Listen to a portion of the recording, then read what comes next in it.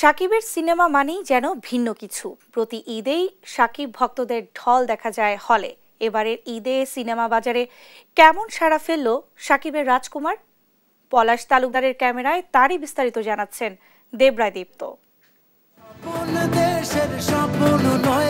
এবারের ঈদ যেন শুধুই সিনেমাময়।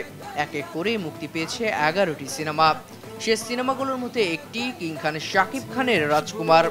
120টিরও বেশি প্রেক্ষাগৃহে দেখা যাচ্ছে রাজকুমার সিনেমাটি। সে প্রেক্ষাগৃহগুলোর মধ্যে একটি রাজধানীর মধুমিতা।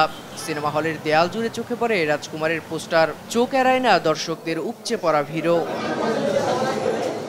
এমন ভিড় মনে করিয়ে দেয় ঢালিউড সিনেমার সোনালী অতীতের কথা। সকালে এসে আমি দেখি হল বন্ধ, এখন আবার আসলাম বিকেলবেলা ছবি দেখার জন্য। একদিকে শো চলছে, অন্যদিকে পরের শো দেখতে দর্শকের দীর্ঘ লাইন। কেউ টিকিট পেয়ে মহা খুশি, কেউ আবার অভিযোগ তোলেন ব্ল্যাকে টিকিট বিক্রির।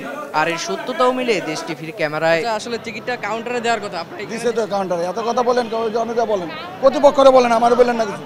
আসলে হলের কে একটু জানতে চাই। ওই আমি কে, আপনি অনেকে জিজ্ঞেস করেন। আপনারা আসলে টিকিট দিচ্ছেন, অনেকে এত কথা বলেন কে বসতেছে না, এর ধরেন না আমার ধরেন। অনেকে অভিযোগ করেছিল আপনারা ব্ল্যাক আরে করতেছি যান।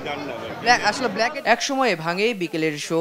প্রতিক্রিয়া জানতে চাইলে দর্শকদের মধ্যে কেউ বলেন শাকিবের প্রিয়তমাকে ছাড়িয়ে গেছে রাজকুমার, কেউ আবার বলেন প্রিয়তমার কাছে হার মেনেছে রাজকুমার সিনেমাটি।